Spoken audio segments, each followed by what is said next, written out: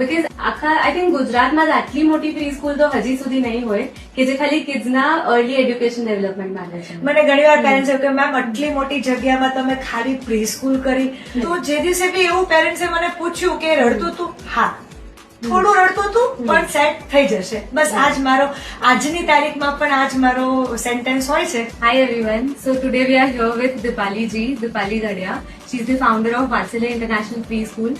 તો આજે આપણે જાણવાના છે મેમની જર્ની અને આ સુરતમાં એમની 5 બ્રાન્ચીસ છે, 4 બ્રાન્ચીસ અને ભાવનગરમાં એક બ્રાન્ચ છે. Total 5 branches are there.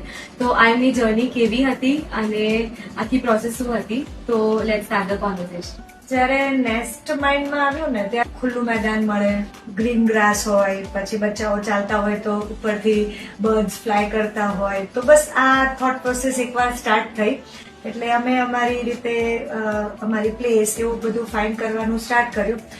Actually આટલી મોટી બિગ જગ્યા અમને મળશે એવું થોટ પ્રોસેસમાં નહોતું.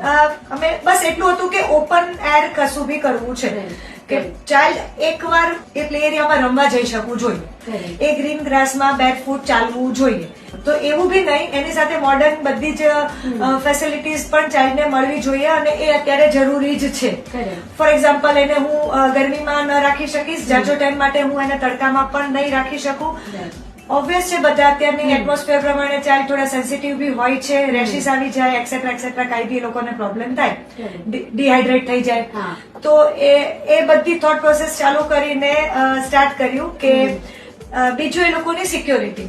વાત્સલ્ય નેસ્ટ એવું છે ને કે એની અંદર ચાઇલ્ડ અંદર જ આવશે, પેરેન્ટ્સ, અને અંદરથી જ એ લોકોને પિકઅપ ને ડ્રોપ થશે. એ લોકોને બહાર રોડ ઉપર હું કશું એ મતલબ વિધાઉટ ગાર્ડિયન કે વિધાઉટ ટીચર્સ એ લોકો નહીં જઈ શકે. અને એની સાથે એવું બી છે કે બચ્ચાઓને ચાલવા માટે પણ કઈ સ્ટ્રગલ ના કરવી જોઈએ, કે વોકવે છે એવું નથી કે એને એકદમ રેતીમાં ચાલ જ કરવાનું છે. પ્રોપર વોકવે છે, પ્રોપર ગ્રાસ છે તો એ બી પ્રોપર કટિંગ કરેલું હશે, પ્લે સ્ટેશન છે તો એ બી પ્રોપર ક્લીન અને હાઇજીન હશે. આપણે અત્યારે બધી જ વસ્તુમાં પેસ્ટિસાઇડ નાખીને કમ્પ્લીટ કરેલું છે કે જેનાથી કોઈ નાના બી પેલા બચ્ચાઓને હાર્મ નહીં કરે. મેમ આપણે જે ક્લાસરૂમ છે એ પણ પિરામિડ સ્ટાઇલ ને થોડા ડિફરન્ટ છે, તો એનું શું છે ઇમ્પોર્ટન્સ? ઇમ્પોર્ટન્સ તો એવી રીતે છે કે મને ગ્લાસ વોલ જોતી હતી, કે બચ્ચાઓ કેવું કે અંદર જાય ને તો એકદમ આમ બાઉન્ડ્રીમાં પેક થઈ ગયા હોય એવી ફિલિંગ ના આવવી જોઈએ. જસ્ટ ટર્ન અરાઉન્ડ તો એ લોકોને મસ્ત આખો વ્યૂ જ મળશે. તો મતલબ લાઈવ એટમોસ્ફિયર ની સાથે બી ભણી શકાય એવું થોટ પ્રોસેસ થી આ કર્યું હતું.